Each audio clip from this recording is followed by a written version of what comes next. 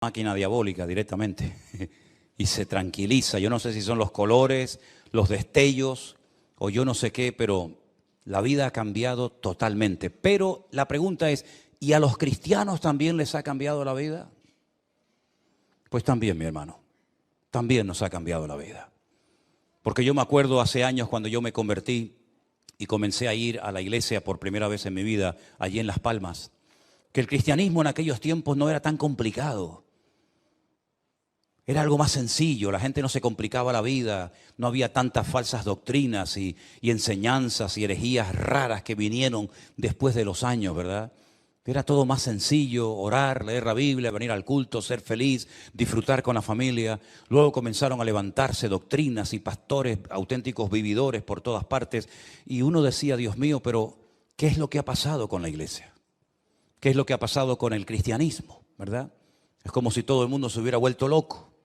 Nunca me olvidaré un día cuando cerca de aquí de la iglesia fui a buscar, creo que ya lo he contado en otras ocasiones, estos punteros láser que sirven así para señalar cosas en la pizarra. Eso sí lo conocen, ¿no?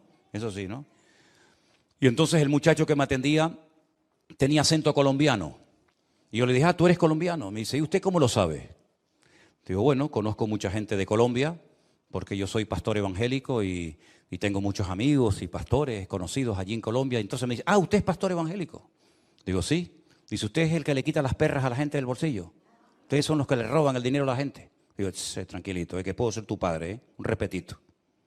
Pero ese es el concepto que este muchacho tenía, que los pastores son los que le roban dinero a la gente. No sé de qué pastor estaría hablando, de mí no, por lo menos. Pero nosotros los cristianos tenemos que estar preparados porque los últimos tiempos, según la palabra de Dios, van a ser tiempos difíciles y tiempos peligrosos. Y sobre todo me dirijo ahora a la juventud, a los que se han casado recientemente o a los que están en perspectivas de hacerlo. Piénsenlo bien, porque cuando tengas hijos y metas a tus hijos en esos colegios donde pasan horas y horas y horas en manos de desconocidos, van a forzar a tus hijos a que acepten ciertas y determinadas cosas que hace tiempo eran auténticas barbaridades, pero que hoy en día son normales. Tú como padre y como madre no vas a poder hacer nada. Porque incluso puedes llegar a ser detenido si no permites que a tus hijos les metan en la cabeza doctrinas y enseñanzas totalmente antibíblicas y antinatura, yo diría también. Así es que estamos viviendo en tiempos donde lo malo ahora es bueno y lo bueno antes era malo. Donde lo dulce ahora es salado y lo salado ahora es dulce. Donde el mundo está al revés. Incluso si os dais cuenta, hasta la misma naturaleza ha cambiado. Antes donde hacía frío, ahora hace calor. Y donde antes hacía calor, ahora hace frío. Hoy hacía más frío aquí que en la laguna. ¿De cuándo a dónde? Todo ha cambiado, absolutamente todo. Lugares donde antes no faltaba el agua, ahora oran y claman al cielo para que llueva. Y lugares donde no caía ni una gota, ahora oran para que no siga lloviendo porque el nivel de agua ha subido una barbaridad. Todo está al revés. Menos mal que en medio de este mundo enfermo y loco tenemos las promesas de Dios que no cambian. Amén, hermanos. Un Dios que dice en su palabra, yo seré el mismo, ayer, hoy y por los siglos. Nada podrá cambiar a Dios. Lo que Dios dijo que estaba mal, sigue estando mal. Lo que Dios aprueba y bendice, Dios lo sigue aprobando y bendiciendo. ¿Por qué? Porque Dios no cambia, Él es inmutable. No cambia con las modas, no cambia con las generaciones, sino sigue siendo el mismo. Y una de las cosas que nos dijo el Señor en su palabra es, en el mundo tendréis aflicción, pero confiad, yo he vencido al mundo. Uno ve la vida del mismo Señor Jesucristo y no fue una vida fácil, ¿eh? No piensen ustedes que como era el Hijo de Dios y como tenía tanto poder y tanta influencia en la gente, su vida fue un camino de rosas. No, la vida de Jesús fue durísima, durísima. Había gente que lo odiaba y había gente que no paró hasta que lo crucificaron en Jerusalén. Había gente que le amargó la vida a él y a todos los que venían después de él, a sus discípulos, a Pablo, a la iglesia, etcétera, etcétera. Pero él dijo, confíen, no se preocupen, no se amarguen, no se depriman. Yo he vencido al mundo y mi paz os dejo, mi paz os doy, no como el mundo la da. Qué importante es vivir en paz, mi hermano. Qué importante es tener la paz de Cristo en nuestros corazones. ¿Tú la tienes? ¿Se acuerdan ustedes cuando a un muchacho de aquí de la iglesia un jueves a la tarde le dije, mira, vete a la farmacia aquí en la esquina? Antes estaba aquí en la esquina, ahora está en la otra esquina. Vete y por favor pregúntale si tienen paz. Y el muchacho fue calladito y le dijo al de la tienda, perdón, me manda el pastor de la iglesia, me pregunta si ustedes venden aquí paz, un jarabe, un supositorio, algo. Y el muchacho lo miró así raro y dice, no, aquí no tenemos esas cosas, mi niño. El chico entró y le dije, ¿qué te dijo? No, que esas cosas no las venden. Digo, entonces vete al bar de aquí al lado que está lleno de gente. Vete al bar y pregúntale. Entonces cuando entró le dice, oye, el pastor me dice que si aquí tienen paz. Y le dice, ¿qué más quisiera yo tener paz aquí? Y le dije, ¿os dais cuenta? ¿Os dais cuenta? El hombre con todos sus inventos y con todos los artilugios que ha inventado, el hombre no ha inventado todavía paz. Ni los ricos pueden comprar un gramo de paz. Porque la paz, el único que te la puede dar es el príncipe de la paz, que es nuestro Señor Jesucristo. Con Cristo hay paz. Aunque no haya comida, pero hay paz. Aunque no haya salud, pero hay paz. Aunque no haya trabajo, pero hay paz. Míralo, por ejemplo, navegando en el mar de Galilea. Una tempestad terrible, terrible. Pero el Señor dormía tranquilamente en la barca. ¿Sí? Despiertan al maestro y le dicen, Señor, sálvanos, que perecemos. Y el Señor le dijo, tranquilos, hombres de poca fe. El Señor durmiendo en medio de la barca sin ningún problema. Ya pueden pasar los niños porque me están poniendo carteles aquí y de un momento a otro explota la pantalla. Ya pueden pasar los niños a la escuela dominical. Esa fue la primera sensación que yo sentí en mi vida cuando fui por primera vez a una iglesia parecida a esta. Y le dije a Dios, yo no sé si tú existes o no, no lo tengo muy claro. Pero si tú existes, yo quiero que me des paz porque no la tengo. Y desde ese día, creo que tenía 17 años, tengo 61 ahora mismo, ni un solo día la paz de Cristo se ha ido de mi vida. Se han ido otras cosas y han venido otras, pero la paz de Cristo es permanente. Nada ni nadie te la puede quitar. Tendrás días de abundancia, tendrás tiempos de escasez, te aplaudirán, te cuestionarán, te criticarán, te apoyarán, todo lo que tú quieras. La vida es cambiante. Hoy el que está arriba, mañana está abajo y viceversa. Pero la paz de Cristo permanece para siempre. Y la Biblia dice que los que confiamos en Dios podremos tener la paz del Señor constantemente en nuestras vidas. Con este concepto de la paz, algo tan importante, quiero llevarles a la misma porción que yo leía esta mañana cuando les compartía la palabra a los hermanos del Puerto de la Cruz. En el capítulo 4 de Timoteo, de segunda de Timoteo, a partir del versículo 6, leemos las palabras de un hombre que sabe que le queda poco tiempo de vida. Sabe que de un momento a otro lo van a matar en una cárcel en Roma. Y él escribe esta carta y se la dirige, se la manda a un joven pastor llamado Timoteo, que está pastoreando una iglesia que él había fundado en la ciudad de Éfeso. Y le dice, yo ya estoy para ser sacrificado. El tiempo de mi partida está cercano. He peleado la buena batalla, he acabado la carrera, he guardado la fe. Fíjate qué cosas tan importantes. He peleado la buena batalla, he acabado la carrera y he guardado la fe. Y el versículo siguiente dice, por lo demás, ya como conclusión, me está guardada la corona de justicia, la cual me dará el Señor, el juez justo, en aquel día, y no solo a mí, sino a todos los que aman su venida. ¿Cuántos dicen amén? Ya se acabaron los viajes, el fundar iglesias, el preparar obreros. El tiempo está cercano y Pablo dice, de un momento a otro acaban conmigo. Un hombre que sufrió una barbaridad por ser cristiano, por ser predicador. Él había sido un perseguidor de los cristianos, ahora lo persiguen a él. Y él sabe perfectamente de que de un momento a otro su vida se acaba. A mí me llama mucho la atención que hay ciertos personajes, bueno, no dos ni tres, sino unos cuantos, personas de la Biblia que sabían que les quedaba poco tiempo de vida. Incluso hasta llamaban a los hijos y le decían, llámeme a todos los muchachos, llámeme a mis nietos, llámeme a los hijos, porque quiero despedirme de ustedes antes de morir. Y los bendecía, por ejemplo, el caso de Abraham, de Isaac, de Jacob y otros, que sabían que iban a morir. Bueno, me llama la atención sobre todo la vida de Isaac, que dice que está a punto de morir, si le dice al hijo, prepárame 2 cabritos que me voy a morir. No, mandarse 2 cabritos uno solo, y se va a morir, y se come 2 cabritos. Y los bendice, porque sabían que les quedaba poco tiempo de vida. Y ahora el apóstol Pablo dice, me queda poco tiempo, el tiempo de mi partida está cercano, pero quiero dejar constancia de que para mí la vida no ha sido fácil, ha sido una lucha, una batalla tremenda. Y he peleado la batalla y he acabado la carrera, no he tirado la toalla antes de tiempo, sino que me he mantenido firme a pesar de las circunstancias hasta el final. Ah, y una cosa muy importante, y nadie me ha quitado la fe que tenía en el Señor. Amén. Me han quitado trozos de piel de la espalda a latigazos. Me han humillado, me han criticado, me han perseguido, me han hecho todo tipo de perrería, pero la fe nadie me la ha podido quitar. Tampoco se la pudieron quitar a los jóvenes que llevaron a Babilonia, ¿se acuerdan? Se los llevaron cautivos a Babilonia, mataron a sus padres, les quemaron el templo, les destruyeron la ciudad, etcétera, etcétera, pero no pudieron robarle la fe de sus corazones. Tampoco a José.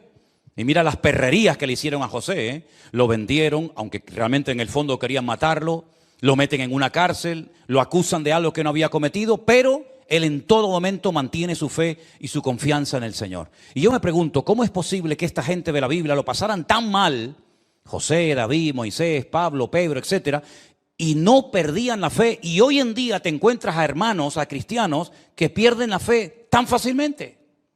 ¿Cuál era el secreto de aquella gente? Porque parece que cuanto más los torturaban, más fe tenían. Y parece que cuanto más impedimentos les ponían, más se animaban. Fíjense, por ejemplo, ustedes cuando los discípulos, Pedro y Juan, los llevan, los castigan, les dan con látigos una paliza terrible, les prohíben hablar del Señor Jesucristo en las calles de Jerusalén, se van, reúnen a los hermanos, reúnen a la iglesia y dicen algo así como, Señor, danos de nuevo en tu palabra para que se siga predicando tu palabra y podamos seguir orando por los enfermos y ver prodigios y maravillas. Danos de nuevo. Y dice que el lugar donde estaban tembló y siguieron y no había forma de parar a aquella gente. Y a Pablo lo metían en cárceles y desde la cárcel seguía cantando. Y tú dices, Dios mío, pero ¿qué tenía aquella generación? ¿Qué tenían aquellos cristianos que a lo mejor no tenemos nosotros? Porque yo veo gente que se va del Señor por una tontería. Porque a lo mejor un día el pastor no lo saludó. O porque un día escuchó una predicación y se sintió, uy, me está hablando a mí, se sintió aludido, ofendido y cogió no vino más. Y yo digo, Dios mío, aquellas mujeres que llevaban a sus hijos en sus entrañas y a otros de pecho y salían a la arena del circo romano y eran despedazadas por fieras y los quemaban. Y Nerón, que se le ocurrió la genial idea de prenderle fuego mientras crucificaba a los cristianos para poder ver cómo las fieras se comían a los cristianos. Y dice que morían cantando, saltando y riendo. Y yo digo, Dios mío, pero ¿dónde está la fe nuestra hoy en día? Porque esta gente pagó un precio terrible. ¿Nosotros qué precio estamos pagando? ¿Qué precio estamos pagando nosotros, cristianos occidentales, cristianos de Europa, por el hecho de ser cristianos, si nadie se mete con nosotros? Mira la iglesia ahora mismo, la puerta está abierta. Aquí no va a venir nadie, que yo sepa, a llevarnos presos, a llevarnos a un campo de concentración, a obligarnos a renegar de Cristo. Nadie se mete con nosotros. No es un delito ser cristiano, puedes venir con la Biblia en la mano o no. Puedes pararte en una calle y decir, oye, que Dios le bendiga, te pueden llamar loco, pero meterte en la cárcel por eso, pues no. Y sin embargo, a pesar de que lo tenemos todo, si nuestros antepasados levantaran la cabeza dirían, pero ¿de qué se quejan ustedes?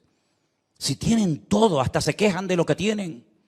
Y a veces tenemos una fe tan endeble, una fe tan emocional, una fe con tan pocas raíces. Me llama la atención que Pablo no solamente le dice a Timoteo que él ha terminado la carrera, ya ha peleado la buena batalla, ya ha mantenido la fe, sino que también hay un momento en el que a Timoteo le dice, y la fe que tú tienes ahora, primeramente habitó en tu abuela Loida, y después tu abuela se la transmitió a tu madre, a Eunice, y tu madre te la transmitió a ti. Hoy en día hay un empeño, y no es malo, pero se queda corto. Queremos darle a los hijos lo mejor, la mejor carrera, el mejor coche, la mejor ropa, las mejores cosas, el mejor estudio. Está bien, yo no tengo nada en contra de eso. Pero ¿y la fe? ¿Se la estás transmitiendo? Porque en la Biblia los padres le transmitían a los hijos el conocimiento de la Escritura y las madres la fe a sus hijos. Porque yo dije esta mañana y estoy convencido de ello, que hay varias formas como puede venirte a ti la fe, como puede crecer la fe. Por ejemplo, hay un versículo que dice, la fe viene por oír y por oír la palabra de Dios. Lo conocéis, ¿verdad?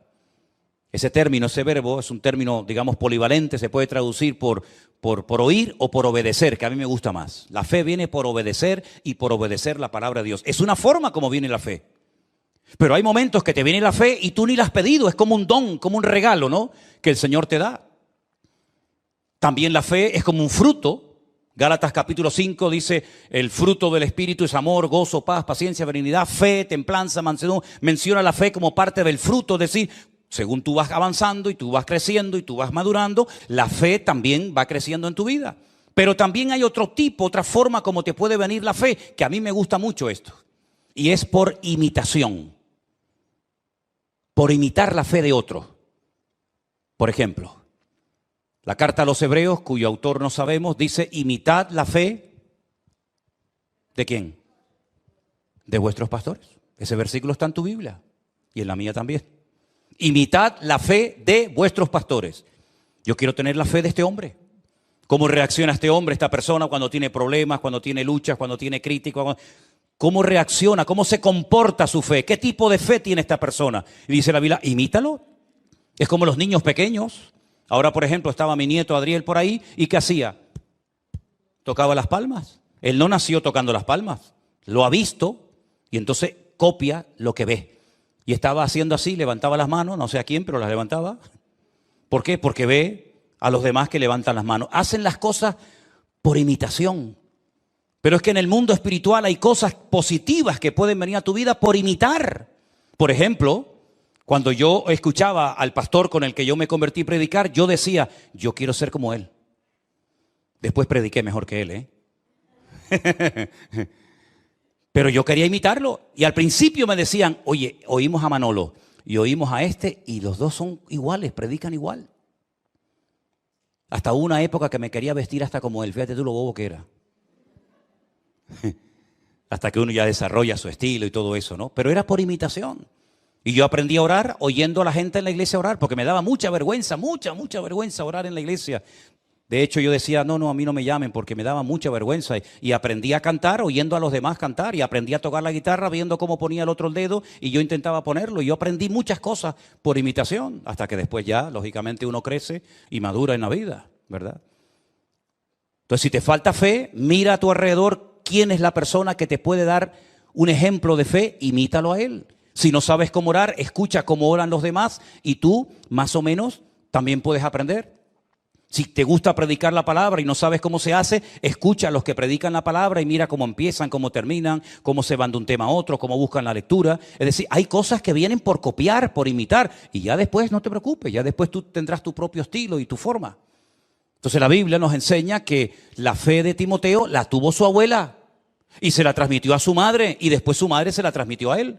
Porque esa era la obligación de las madres, no de los padres. Las madres transmitían la fe a sus hijos y los padres el conocimiento. Ahora bien, ¿qué conocimiento le va a transmitir un padre del Señor a su hijo si el padre no estudia ni lee la palabra? Pues le hablará de fútbol, le hablará del Tenerife, le hablará de pesca, le hablará de lo que quieras, pero de la Biblia no puede. Pero bíblicamente el padre transmitía el conocimiento bíblico a sus hijos. Fíjate qué responsabilidad. Y una madre que está todo el día quejándose, todo el día depresiva, todo el día amargada, todo el día gritando, todo el día echándole la bronca al marido, a este y al otro, ¿qué fe le va a transmitir a sus hijos? Ninguna.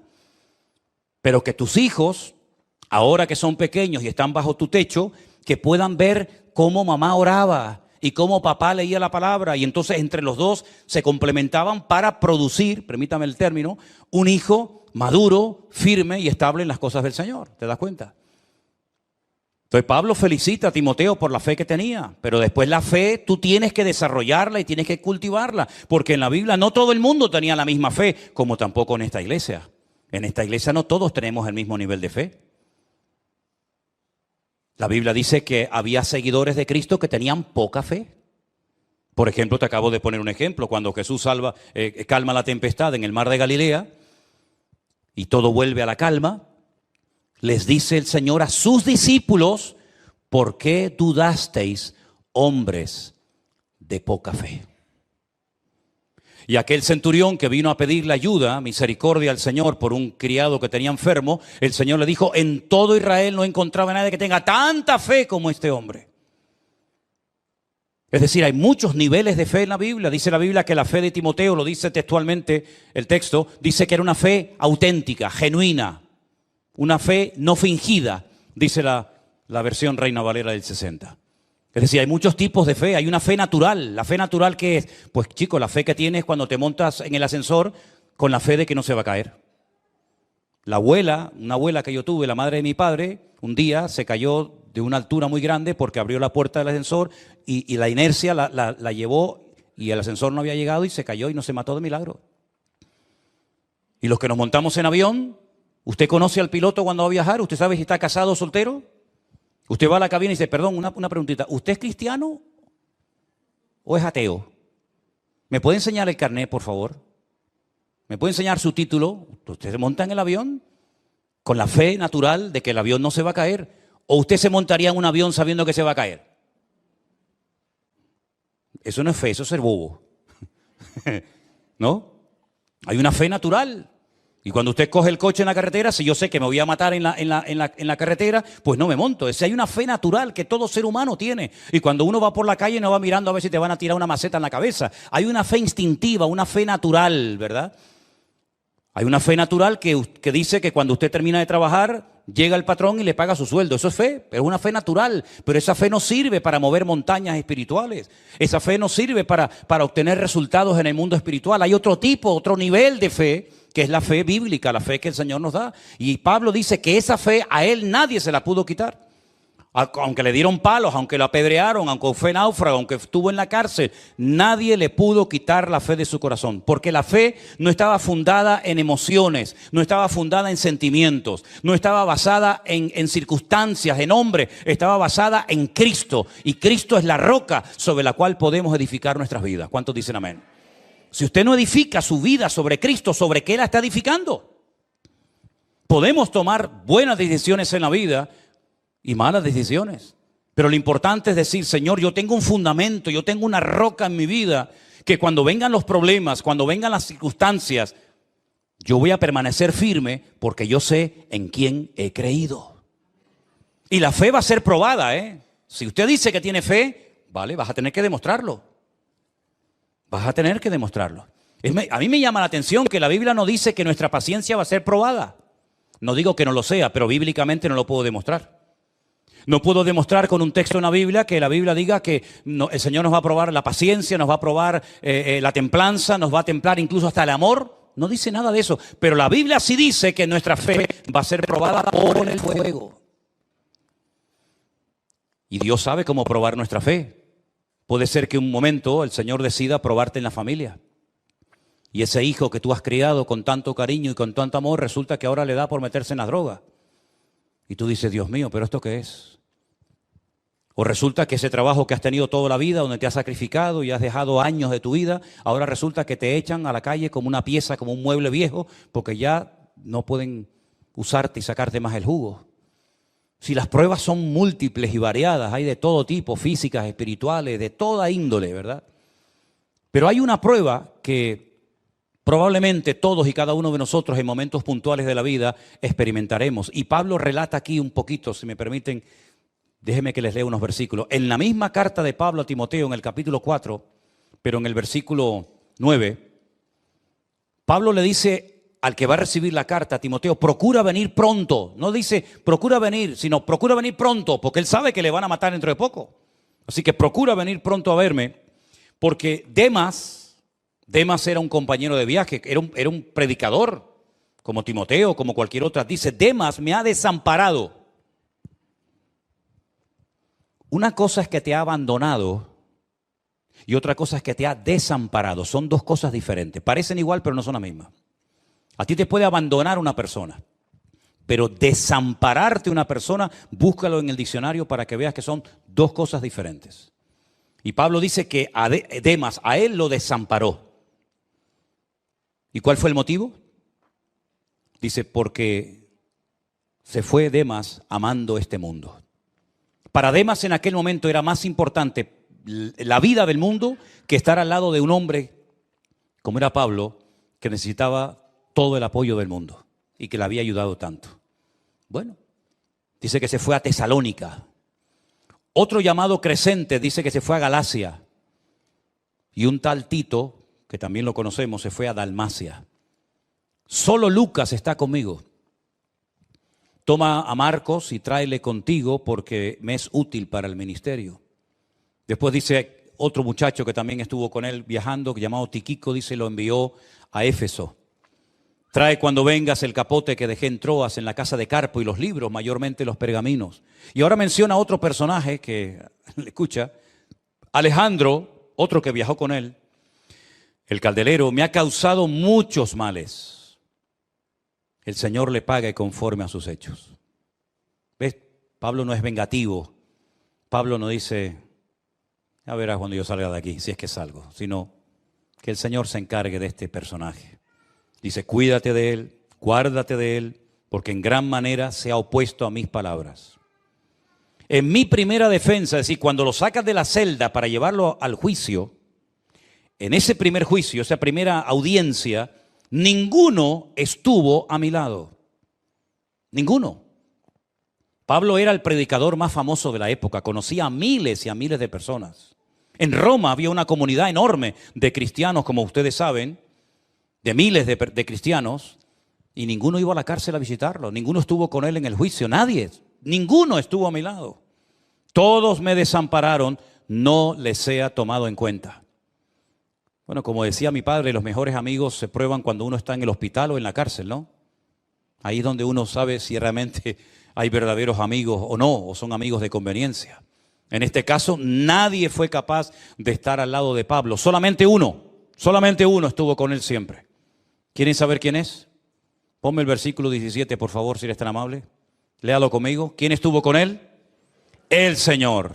Dígalo otra vez. El Señor. ¿De qué Señor estamos hablando?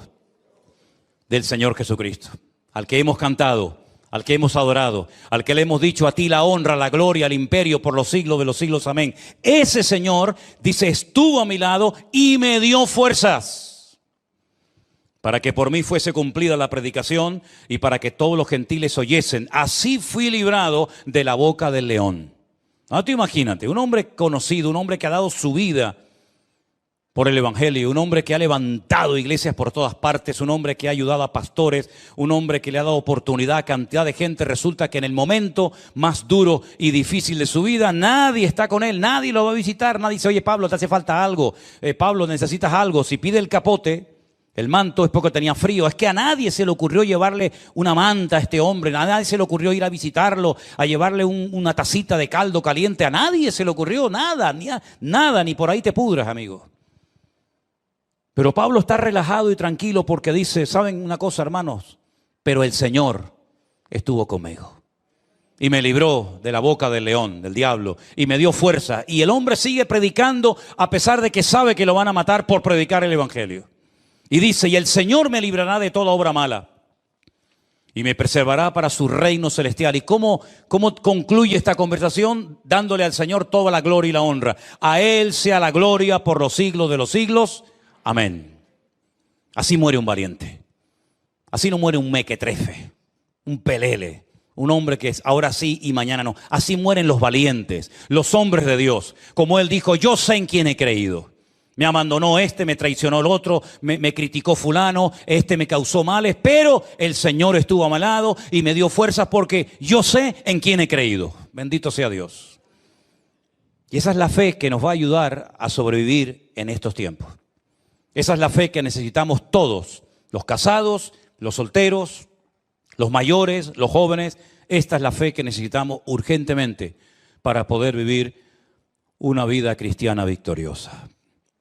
Para poder discernir si el tiempo que estoy invirtiendo con alguien, escúchalo bien, o con algo, merece la pena. No te encariñes, no te enamores, no pierdas el tiempo con lo que no es de Dios, porque te vas a llevar una desilusión. Y hay heridas que es muy difícil que se curen, aunque pase mucho tiempo. A mí me llama la atención, y lo dije esta mañana, y es algo que llevo días y bueno, meses diría yo, dándole vueltas a todo esto en mi corazón, levantándome a veces muy temprano de madrugada y dándole vueltas a todo esto, porque a mí, y perdonen que insista, pero es que necesito insistir en esto, me llamó poderoso. De hecho, si después quieren verlo, mi Biblia subrayé esa parte cuando Pablo dice, he peleado la buena batalla. La buena, no la mala, la buena. Y yo le preguntaba al Señor, y decía, Señor, ¿hay batallas malas?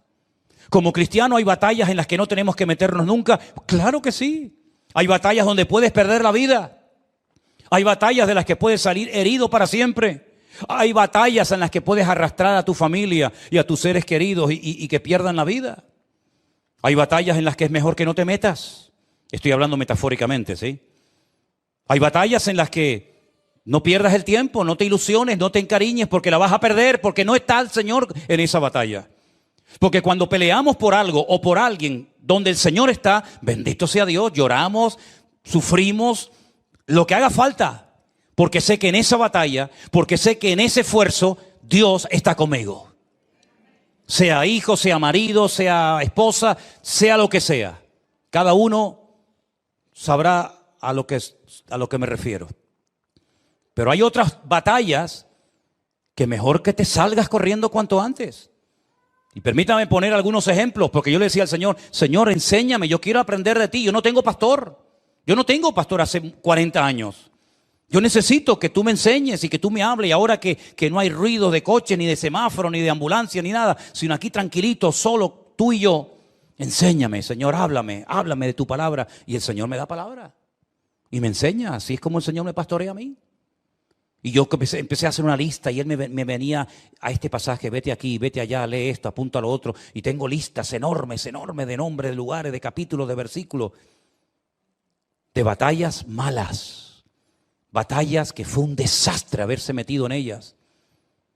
¿Te acuerdas cuando el otro día hablaba de que los filisteos le dijeron al rey de Filistea, no lleves a este porque este no es de nosotros y este se nos va a volver en contra en la batalla? ¿Se acuerdan ustedes? Bueno, David no fue librado milagrosamente, pero los filisteos sí fueron a la batalla. ¿Te acuerdas?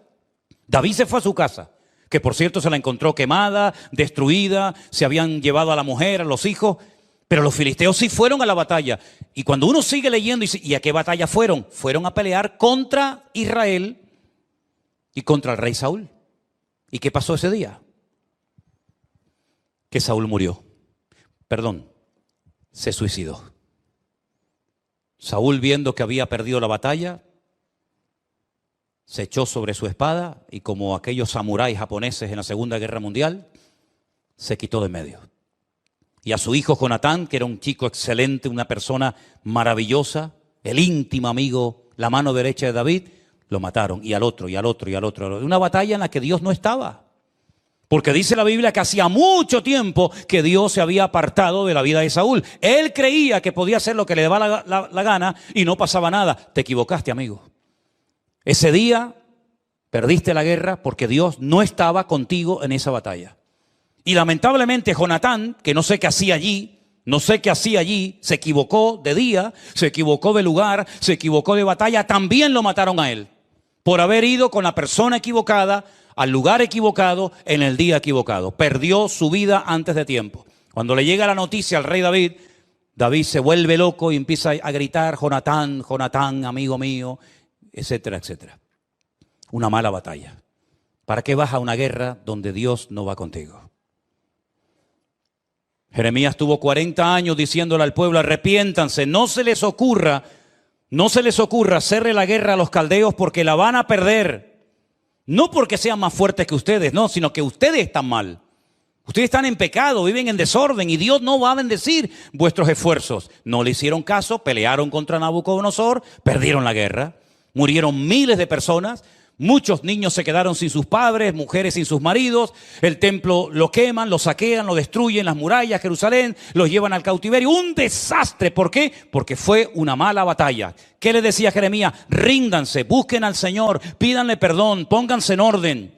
Y si no lo van a hacer, si no quieren obedecer al Señor, por lo menos ríndanse al enemigo para que el enemigo tenga piedad y clemencia de ustedes. Pero ni una cosa ni otra, fue una mala batalla.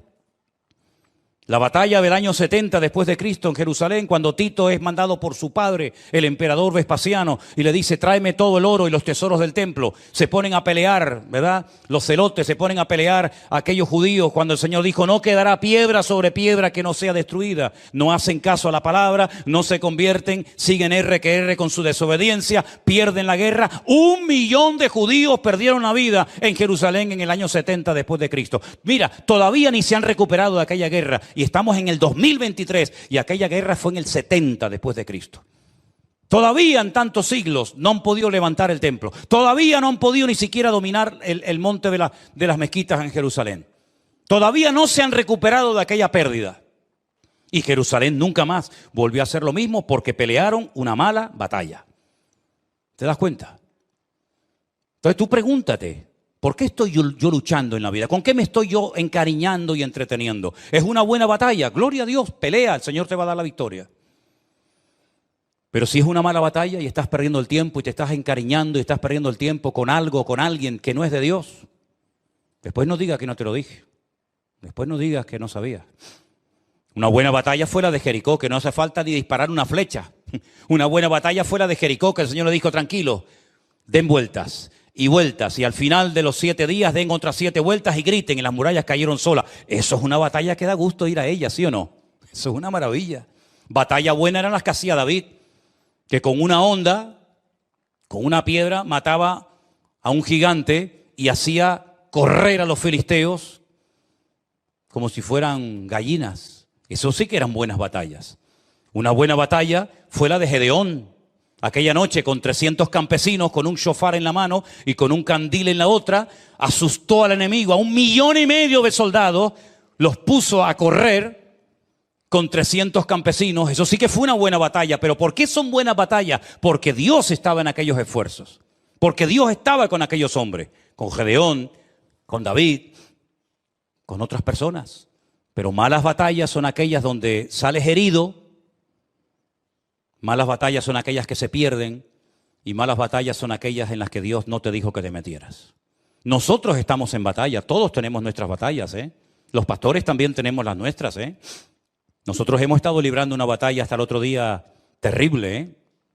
Terrible, que ya no nos quedaban ni fuerzas ni lágrimas para llorar. Yo empezaba todo el día llorando, ¿eh?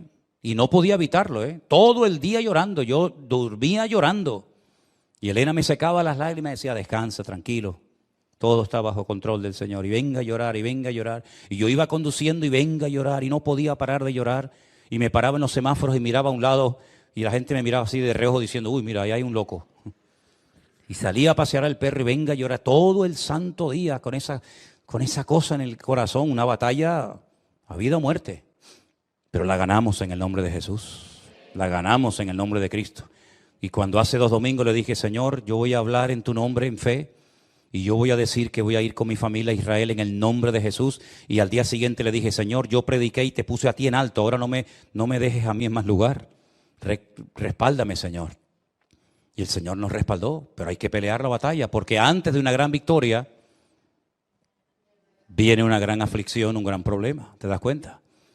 Entonces pregúntate honestamente, ¿estoy peleando, estoy librando una buena batalla?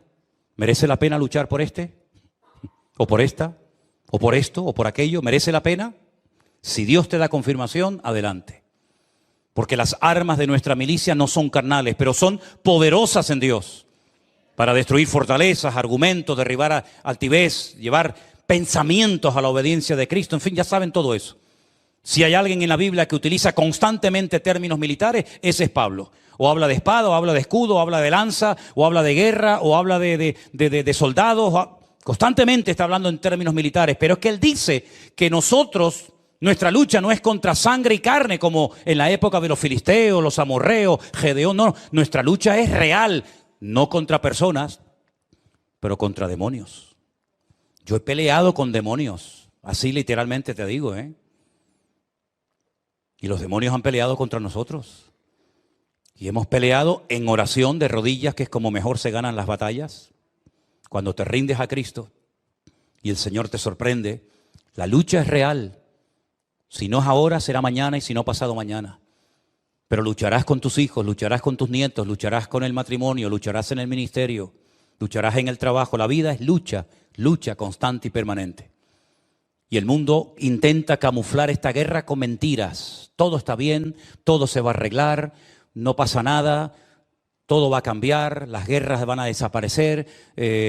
Mira todo lo que hicieron los hippies, las canciones, las poesías, las manifestaciones. Vamos por un mundo mejor, paz y amor, dejemos la guerra, ¿verdad? El mundo todo es mentira y más mentiras y venga mentira. Lo único que es verdad y permanece para siempre es Dios y su palabra.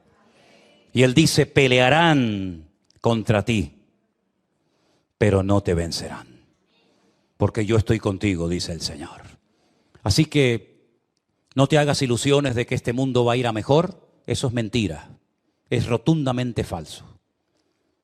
Rotundamente falso. Los ricos cada vez serán más ricos.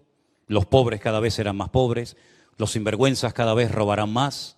Y así es la vida, llena de injusticias, de mentiras, ¿verdad? De corrupción, de inmoralidad. Pero nosotros sabemos en quién hemos creído. Y yo quiero terminar mis días diciendo, he peleado la buena batalla, he acabado la carrera y he guardado la fe. Le dije a Marco esta mañana, si tú me tienes que enterrar a mí en vez de yo a ti, quiero que me pongan este versículo en la lápida. Y cuando me vayan a ver, si es que me van a ver, si no me van a ver no me va a importar lo más mínimo, porque voy a estar muy ocupado en otras cosas. Quiero que me pongan Manolo Sierra, José Manuel Sierra. Aquí descansa José Manuel Sierra. El que dijo, he peleado la buena batalla, he acabado la carrera, he guardado la fe. ¿Tú lo quieres terminar así tus días? ¿O quieres terminar tus días loco como una cabra, desesperado, amargado y deprimido? ¿O quieres terminar con la fe en el Señor, en victoria para la honra y la gloria del Señor? De ti depende, mi querido hermano y hermana. Cierra tus ojos, oramos en esta noche a nuestro buen Dios. Y le pedimos a Él que nos fortalezca en la fe, para que no tiremos la toalla, ni perdamos el tiempo en cosas que no sirven para nada. La vida es corta, dice la Biblia, que es como neblina que pasa. Y hay que aprovechar bien los tiempos. Por lo menos en mi caso, a mí me queda menos vida que la que ya he vivido. Lógicamente, es normal. En la vida de otros muchachos aquí, de otros jovencitos, os queda más vida que las que habéis vivido. Pero sea como sea, tarde o temprano, nos tenemos que ir. Cuando te vayas, vete bien.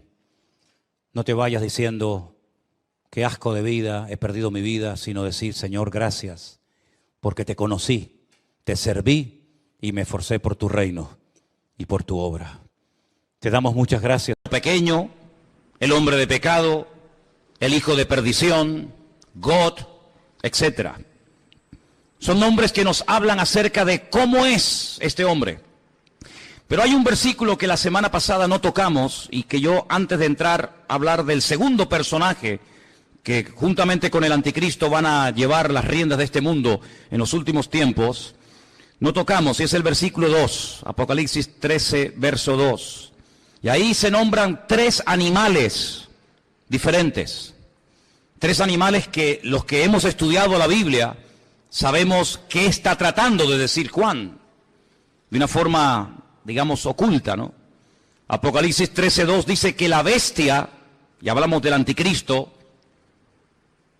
era semejante a un leopardo, pero sus pies eran como de oso, pero su boca dice que era como boca de león. ¿Te das cuenta? Hay 3 animales diferentes. Su apariencia, la palabra semejante es muy importante en la Biblia, Selem. Cuando tenemos una fotografía, tenemos una imagen de una persona real, de una persona que existe, pero tenemos una fotografía, una imagen para que te hagas una idea de cómo es esa persona. Entonces la Biblia nos enseña que la semejanza, el aspecto exterior de este líder mundial, de este político llamado el anticristo, es semejante a un leopardo. Pero su forma de actuar, los pies, cómo camina, cómo se comporta, cómo actúa, es como un oso. Pero cuando habla, cuando da a conocer su mensaje, dice que es como un león. Claro, para entender esto, uno tiene que ir al libro de Daniel. Yo siempre he dicho que la Biblia es una especie de gran rompecabezas, un gran puzzle. Hay cosas que Daniel dice que el Apocalipsis te explica. Y hay cosas que lees en el Apocalipsis que si no conoces Daniel, no puedes entender nunca. La Biblia nos enseña que en el Antiguo Testamento, en la época del profeta Daniel en Babilonia, él tuvo un sueño una noche. Y él dice que vio 4 animales que le llamaron tremendamente la atención. Dice que él vio a un león con alas. Dice que vio a un oso que estaba apoyado sobre una pata más que de otra. Luego ve a un leopardo que tiene 4 cabezas y ve a una bestia, que fue la que más le llamó la atención a Daniel. Gracias al Señor, ese sueño el Señor se lo interpretó y le dijo lo que significa. Por eso no tenemos que inventarnos nada. Simplemente ir a la Biblia y ver qué explicación le dio el Señor a Daniel sobre ese animal, esos animales. Y le dijo, mira, el león es Babilonia. Amén. El león es el imperio que en este momento tú conoces y gobierna toda la tierra, Babilonia.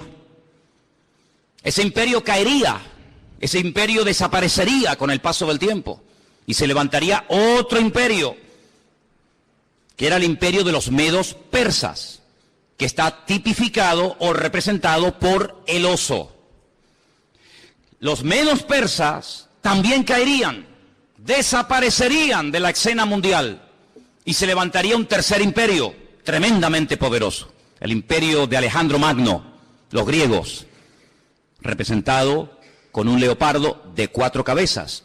Y finalmente dice que ve una bestia, no es un animal normal y corriente, es algo extraño, es una bestia, es un monstruo que dice que tiene 10 cuernos y bueno, es un animal indescriptible porque ya te digo, no existe.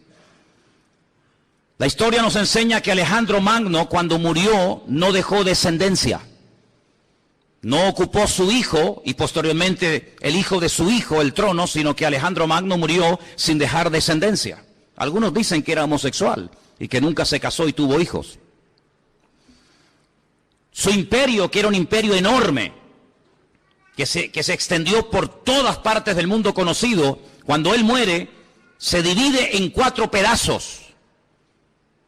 Y 4 de sus generales más conocidos, Casandro, Lisimaco, Teleuco y Ptolomeo, se apoderaron de lo que antiguamente fue un solo reino, pero que ahora son 4. Y cada uno toma posesión de uno de estos pedazos. Así que sabemos que el león es Babilonia, el oso son los persas o los iraníes, y el leopardo era Grecia. ¿Y qué es lo que está diciendo el Señor a Juan en Apocalipsis capítulo 3? Que cuando aparezca en la escena mundial este hombre, que vamos a llamarlo el anticristo, va a tener de todo un poco. Su apariencia, su aspecto va a ser el de un leopardo, es decir, el de un griego. Cuando él se mueve, se comporta, toma decisiones, se actúa, dice que actuará como un oso, es decir, como un persa. Pero dice que cuando abra la boca y hable, se va a comportar como un león, como un babilónico.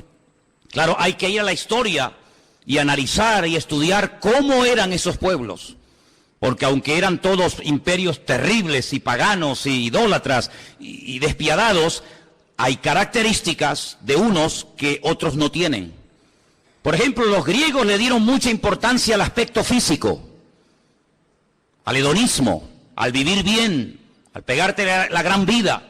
Pero cuidado, no eran ateos. Los griegos no eran ateos.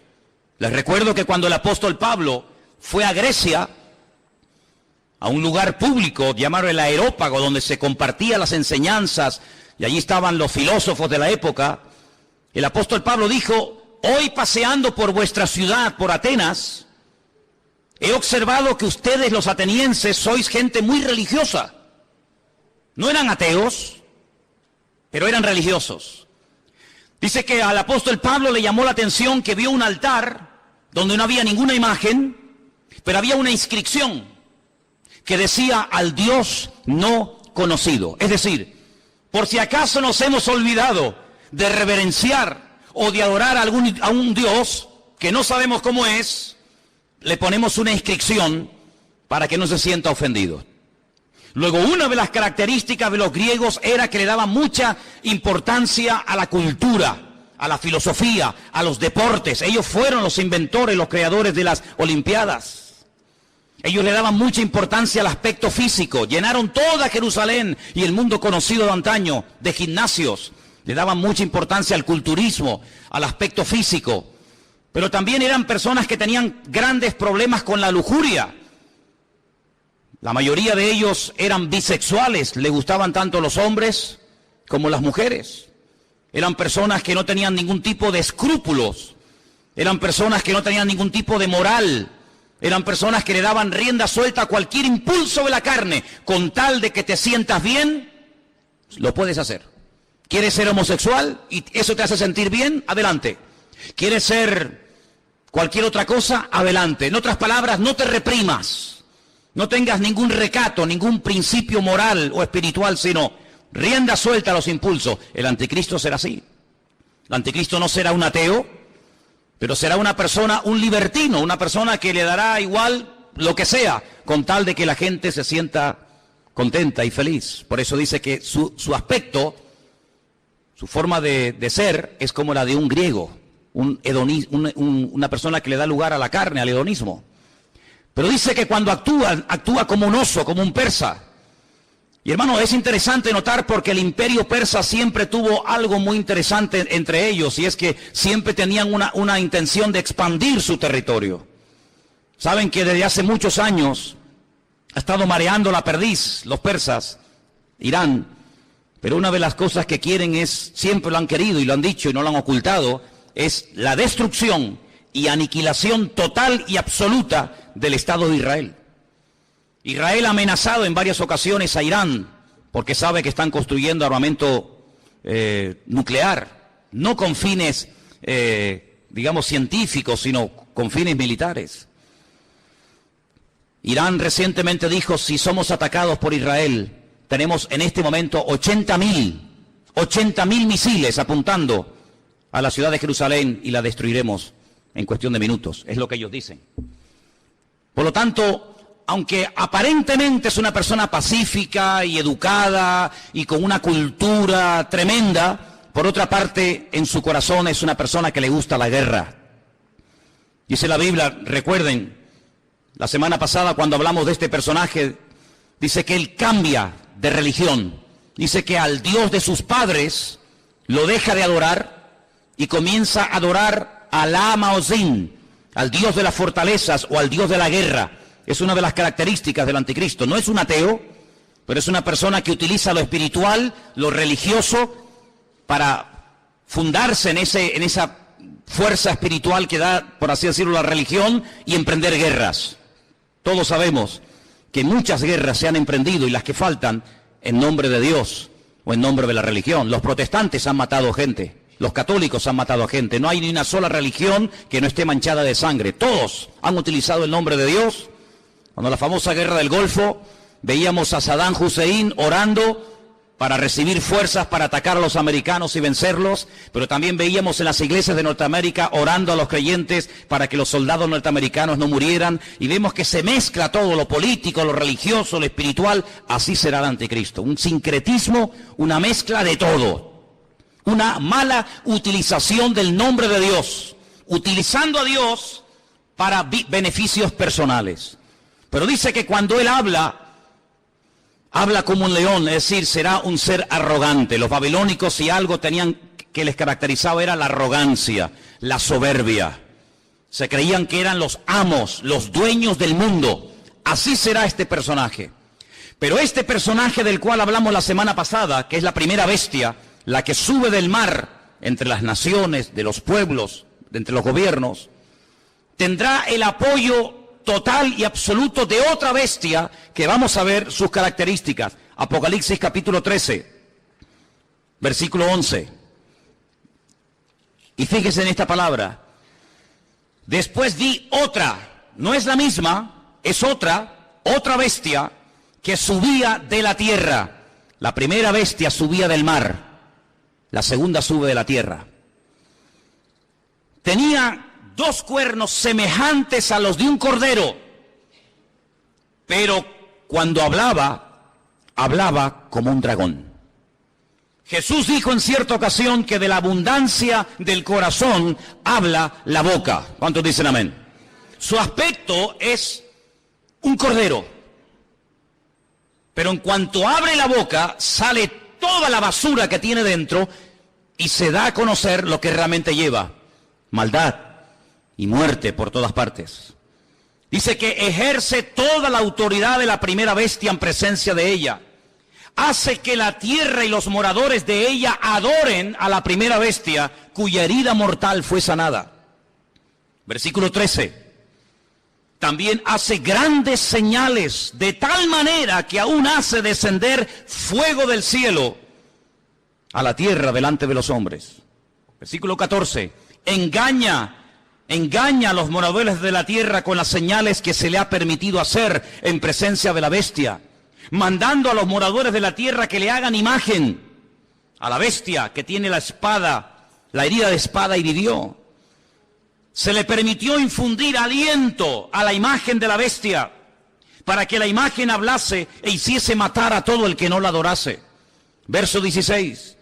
Hacía que a todos, pequeños y grandes, ricos y pobres, libres y esclavos, se les pusiese una marca en la mano derecha o en la frente, y que ninguno pudiese comprar ni vender sino el que tuviese la marca, o el nombre de la bestia, o el número de su nombre. Dice, aquí hay sabiduría. El que tiene entendimiento, dice, el que tiene entendimiento cuente el número de la bestia, pues es un número de hombre, y su número es 666. Es decir, que en los últimos tiempos surgirá un nuevo orden mundial. El mundo no será como lo hemos visto hasta el día de hoy, donde cada uno hace lo que le da la gana y cada uno gobierna. No. En los últimos tiempos habrá un nuevo orden mundial dirigido y capitaneado por un presidente mundial que tendrá una fuerza militar, económica y política increíble. Y a este personaje se le conoce vulgarmente con el nombre del anticristo, el que se opone a Cristo, el que quiere suplantar la figura de Cristo. Pero tendrá a una persona que la Biblia lo llama, fíjense qué curioso, falso profeta. Si analizamos toda la Biblia, vemos que la figura de los profetas era algo muy importante. La Biblia está llena de verdaderos y auténticos profetas. Daniel, Jeremías, Isaías, Habacuc, Sofonías, Malaquías, cientos de buenos profetas. ¿Qué era un profeta?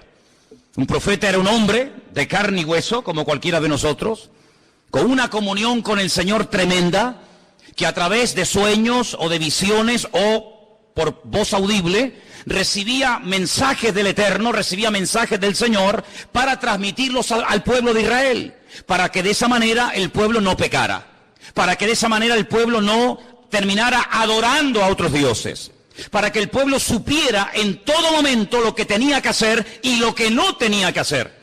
Un profeta era una bendición para el pueblo. ¿Por qué? Porque era el nexo que unía al pueblo con Dios y a Dios con el pueblo. Era la persona que hacía la función de la boca de Dios. Cuando Dios quería decirle algo al pueblo, hablaba a través del profeta. Pero dice la Biblia, y la Biblia está llena de ejemplos de falsos profetas. Hay capítulos enteros en Jeremías, en Ezequiel y otros libros que nos hablan acerca del daño tremendo que hacían los falsos profetas. Por ejemplo, la Biblia dice que cuando las tropas del rey Nabucodonosor habían rodeado la ciudad de Jerusalén, había falsos profetas que decían, tranquilos, no pasa nada, no se preocupen, vamos a ganar la guerra. Nabucodonosor va a ser derrotado, se va a cansar y se va a marchar a su tierra.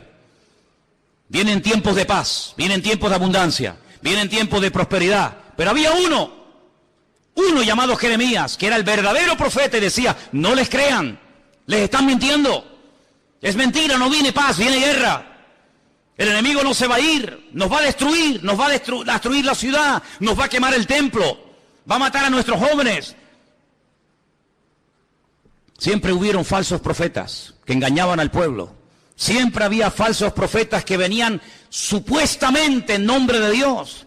Y la gente, lógicamente, en muchas ocasiones le hacía más caso y prestaba más atención a los falsos profetas que a los verdaderos profetas. ¿Por qué? Porque el falso profeta decía lo que el pueblo quería oír. El verdadero profeta muchas veces iba en contra de la voluntad del pueblo. Por eso a la mayoría de los profetas los terminaban matando. ¿No dijo el Señor: Jerusalén, Jerusalén, que matas a los profetas y apedreas a los que yo te envío? ¿Cuántas veces quise juntar a mis hijos como la gallina junta sus polluelos y no quisisteis? La ciudad de Jerusalén pasó a la historia como una ciudad que mataba a los profetas. Porque los profetas confrontaban, los profetas hablaban claro, los profetas no eran aplaudidos, eran gente odiada. Era gente que muchas veces tenía que vivir totalmente dependiendo del Señor porque los querían matar, los querían torturar y querían taparles la boca a cualquier precio.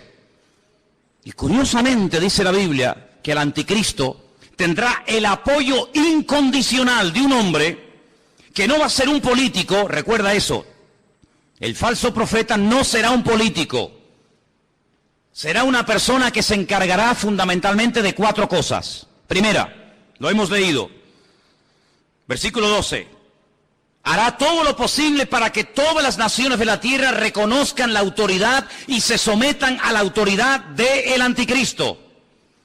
Es decir, no atrae la gente hacia sí mismo, sino que atrae la gente hacia el anticristo. Es decir, será en relaciones públicas del anticristo, el que le hará la publicidad, la propaganda, el que irá por los platós de televisión, por las emisoras de radio, el que dará todo tipo de ruedas de prensa y de respuestas a las naciones, presentando a este hombre como la alternativa real y genuina que el mundo necesita. Les puedo asegurar que será conocido en todas partes de la tierra. Un hombre carismático, un hombre que sabrá llevarse bien con los árabes, con los judíos, con los musulmanes, con los católicos, con los evangélicos, con los ateos, con todo el mundo. Un hombre con un don de palabra extraordinario y un hombre que lo que pretende es desviar la atención de la gente hacia el Dios vivo y verdadero y llevarlos a la ruina, diciéndole a la gente: este hombre es lo que el mundo necesita. Este hombre es el que va a solucionar los problemas de la crisis, del paro, los problemas económicos, los problemas entre palestinos y judíos. Este lo va a solucionar todo. Primera función del falso profeta. Segunda, versículo 13. También hará grandes señales. La Biblia no dice qué tipo de señales hará, pero curiosamente menciona una que es tremendamente poderosa. Y dice que hará descender fuego del cielo a la tierra delante de los hombres. Solamente hubo un hombre en toda la historia de la humanidad que en un momento oró y cayó fuego del cielo, demostrando que el Dios que él adoraba y honraba era el verdadero Dios. Y era el profeta Elías. En el Monte Carmelo, dice la Biblia que allí hubo una confrontación del mundo de las tinieblas contra el mundo espiritual, contra el mundo del Señor. Y el profeta Elías dijo: la respuesta no tiene que ser a través de un sueño, la respuesta no será a través de una visión, a través de un ángel, sino la respuesta tiene que ser algo contundente y visible a kilómetros. Y allí en lo alto de ese monte en el que hemos estado en cantidad de ocasiones, desde donde se tiene una perspectiva de una zona geográfica muy grande de Israel, allí él oró y dice que descendió fuego del cielo y 400 profetas falsos de Baal fueron degollados en aquel día.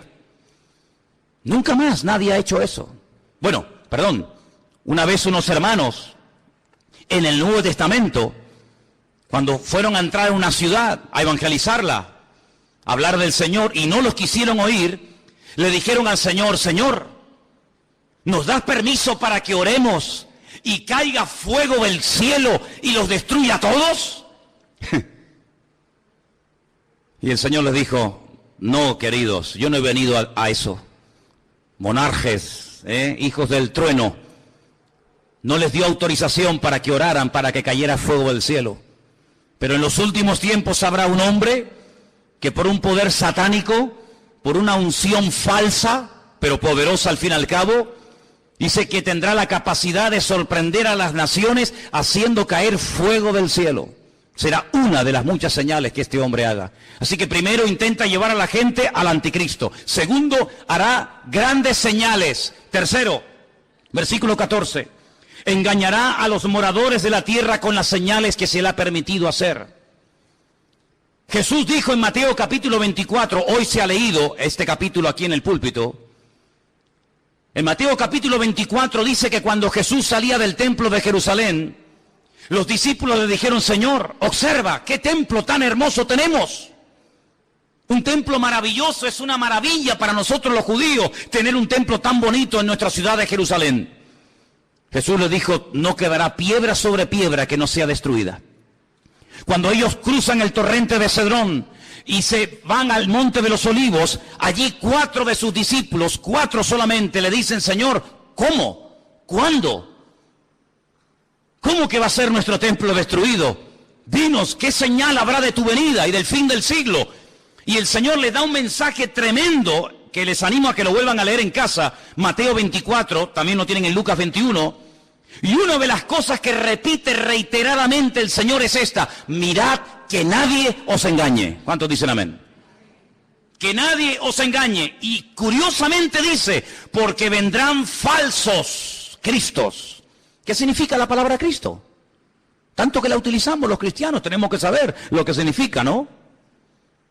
Viene de la palabra hebrea Mashiach, que significa ungido.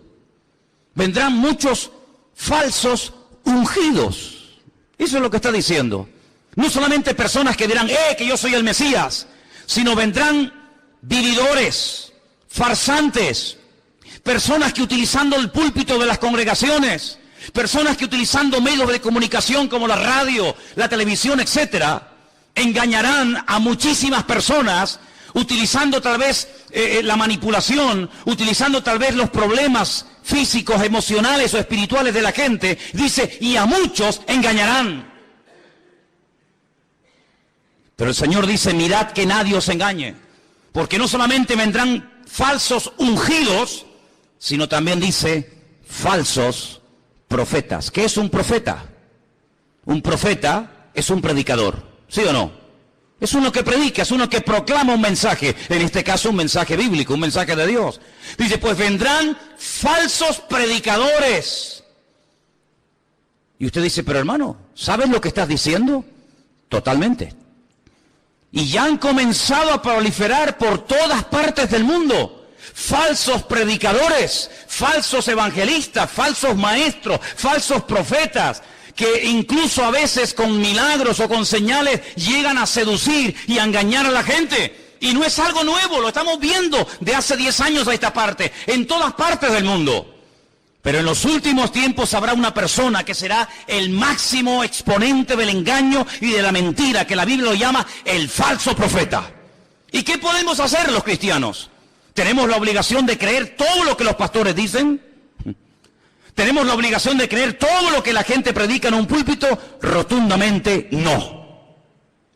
La Biblia nos enseña que cuando una persona proclama el Evangelio, y más cuando una persona se llama o se autodenomina profeta, la congregación, la audiencia, el pueblo que escucha el mensaje, tiene que filtrar, tiene que analizar, tiene que escudriñar si lo que este hombre está diciendo es palabra de Dios o es falso.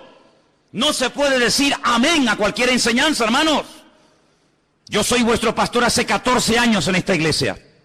Pero el día que yo me aparte del Evangelio, el día que yo me aparte de la verdad, el día que yo les enseñe algo falso, no me crean, no vengan más a este lugar. Porque la Biblia nos enseña que la oveja tiene la obligación de rumiar la comida antes de tragársela. ¿No hablamos hace poco de una de las características de las ovejas? ¿Sí o no? ¿Y cuál es una de las características de la oveja? Que es un animal rumiante. ¿Y qué es un rumiante? Un animal que primero mastica, mueve la comida, la saborea, la prueba, y luego, después de haberla masticado bien, se la traga. Y esa es una de las características que tenía que tener un animal limpio para poder ser ingerido. El Señor dijo que tenga pezuña y que sea rumiante. Y el Señor quiere que tú seas, permíteme la palabra, un rumiante. Una persona que diga: un momento, te he oído, he prestado atención, he tomado buena nota. Perfecto. Déjame analizar a través de las Escrituras si lo que tú hoy nos has enseñado, si la palabra que nos has traído es bíblica o es mentira y es falsa. Dice la Biblia que cuando Pablo fue a la ciudad de Berea, ¿os acordáis? Dice que los judíos de la ciudad de Berea escucharon a Pablo durante varias semanas, durante varios días de reposo en la sinagoga, compartir la palabra. Pero dice que eran gente más noble que los de Tesalónica. ¿Por qué dice la Biblia que los judíos de Berea eran diferentes a los judíos de Tesalónica? Dice, porque ellos comprobaban cada día en las Escrituras si las enseñanzas que el apóstol Pablo le daba a la congregación eran palabra de Dios o no eran palabra de Dios. ¿Cuántos dicen amén? Por lo tanto, hermanos, yo siempre les he animado, siempre les he dicho, y lo seguiré diciendo cada día, que ustedes tienen la obligación de escudriñar las Escrituras, de conocer la palabra de Dios, de no tragarse todo lo que oigan, de no tragarse todo lo que vean y oigan en internet, de no decir amén a todo, de no abrir su corazón a cualquier ministerio, de no dejarse ministrar por cualquier persona que aparentemente tiene palabra, hace milagros, señales y prodigios, pero alto, la Biblia nos enseña que el falso profeta no solamente será un tremendo predicador, un tremendo orador increíble, sino que además será una persona que su ministerio, entre comillas, estará caracterizado por señales, milagros y prodigios. ¿Qué te parece? Pero ¿sabe qué? En el versículo 13 dice que este hombre hará grandes señales, grandes señales. Usted tiene que prestar atención a esas señales. ¿Por qué? Porque no toda señal es evidencia de que le está dando gloria y honra al Señor y que esa unción viene de parte del Señor si no sabe Dios de dónde viene. El falso profeta se diferencia del anticristo en tres cosas muy importantes. Primero, su procedencia es diferente. El mundo de la política produce, permítame la expresión, la política produce, es el terreno donde se levanta el anticristo. El falso profeta no se levanta del mundo de la política. El falso profeta se mueve en el terreno religioso, en el terreno espiritual. ¿Se han dado cuenta que en los últimos años ha habido muchos intentos por tener una religión? Lo intentó la New Age, la nueva era. Lo ha intentado el Vaticano en múltiples ocasiones con las famosas reuniones ecuménicas. Los Bahá'í ya propusieron hace muchos años haber una religión mundial, porque fíjense qué curioso, este continente en el que vivimos, el continente europeo, en 2 ocasiones se ha enfrentado a muerte un país contra otro. ¿Sí o no? Primera Guerra Mundial, Segunda Guerra Mundial, unos contra otros, millones de muertos, ciudades arrasadas completamente, familias destruidas. Europa quedó totalmente en ruinas. Pero eso ya pasó a la historia. Antes los que se peleaban, ahora son amigos. Ahora comen juntos. Ahora hacen negocios juntos. Ahora se venden los productos unos a otros. Luego ya no estamos en un tiempo de guerra en Europa. Estamos, entre comillas, en un tiempo de paz. Ya no nos peleamos unos contra otros, ¿ve? Porque en una guerra todos pierden. Ahora nos unimos en una unidad política y económica y donde tenemos todos en común una misma moneda. ¿Sí o no? Usted puede viajar por Europa, por muchos países, y no tiene que cambiar en un país la moneda, en otro la otra, sino que con una misma moneda se puede mover. Ya no hay fronteras. ¿Se acuerdan cuando viajamos por Europa? Ya no hay fronteras. Puedes pasar de un país a otro prácticamente ya, a cualquier hora puedes pasar de un país a otro. Pero falta una unidad. Sí, hay una unidad militar, hay una unidad política, hay una unidad económica, pero no hay una unidad espiritual. El anticristo, a través del falso profeta, una de las cosas que tratará de mover en el mundo es que la gente llegue a la conclusión de que no es bueno que haya tantas religiones, sino que lo mejor es que haya una religión donde todos se sientan a gusto. Ya hace años están tratando de crear el Crislam. El Crislam, quieren unir el Islam con el cristianismo. En muchas congregaciones evangélicas, ya la palabra Jehová o la palabra Yahvé o la palabra el Eterno o la palabra Dios ha desaparecido. Ya hay una nueva versión circulando de la Biblia en muchas iglesias evangélicas del mundo donde aparece la palabra Alá. En el principio creó Alá los cielos y la tierra. Alá lo que estamos diciendo. En otras palabras, para llevarnos bien, quitemos la palabra Dios, pongamos la palabra Alá. Hay muchas Biblias donde han quitado la palabra sangre. Es increíble cómo puede haber instituciones evangélicas que han quitado la palabra sangre de la Biblia, porque es una palabra que choca o es una palabra muy fuerte. Amados hermanos, Vienen tiempos de cambios como ustedes no se pueden ni imaginar. Vienen tiempos en los que no solamente lo económico cambiará de una forma tremenda, sino lo espiritual cambiará de una forma que ustedes no se pueden ni imaginar. Ahora quiero leerles un versículo que se encuentra en Apocalipsis 16:13, donde dice que el falso profeta y el anticristo harán algo que muchas veces no se menciona. Y vamos a leerlo. Apocalipsis 16, versículo 13. Y dice así: vi salir de la boca del dragón, Satanás, de la boca de la bestia, el anticristo, y de la boca del falso profeta, 3 espíritus inmundos a manera de ranas. Son espíritus de demonios que hacen señales y van a los reyes de la tierra en todo el mundo para reunirlos a la batalla de aquel gran día del Dios Todopoderoso. Una de las cosas que el mundo tiene que conocer y ustedes, hermanos, tienen que saber, porque la Biblia lo profetiza con cientos y miles de años de antelación. Cuando te pregunta la gente, ¿y tú crees que habrá una tercera guerra mundial? ¿Crees que otra vez el mundo volverá a enfrentarse y a matarse y a pelear los unos contra los otros? Y yo te digo, no te quepa la menor duda. La pregunta no es si se van a pelear, la pregunta es ¿por qué tardan tanto en enfrentarse los unos contra los otros? El mundo se está convirtiendo en un caldo de cultivo donde la violencia y la agresividad será algo normal. Miren los colegios, hermanos. Hay muchos colegios en los Estados Unidos que es un peligro. Porque cuántos niños, cuántas docenas de jóvenes han entrado armados a un colegio y han asesinado a cantidad de compañeros. Amados hermanos, la violencia va a ser una de las características de los últimos tiempos. Habrá violencia en la sociedad, violencia en el tráfico, violencia en las iglesias, violencia en los parlamentos, violencia por todas partes. El Señor Jesucristo dijo que Él vendría, pero antes de que Él viniera, los tiempos en los cuales viviríamos serían como los días de Noé. Y cuando uno observa la generación en la que le tocó vivir a Noé, no era una sociedad pacífica. Cuidado, era una sociedad tremendamente avanzada para la época en la que vivía. Fijaros lo que querían construir. En la época de Noé se quiso construir el edificio más alto del mundo, un sigurat, una torre que llegara al mismo cielo, a la misma presencia de Dios, con el objetivo de demostrarle a Dios que a través de la tecnología de la época, el hombre era capaz de desafiar al mismo Dios y de llegar a su presencia no a través del medio establecido por Dios, sino a través del medio de la mente humana. La tecnología puesta al servicio del mal.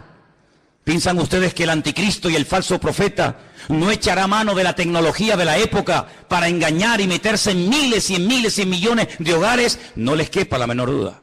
No les quepa la menor duda. Así que en los tiempos de Noé no fue como en los tiempos del diluvio.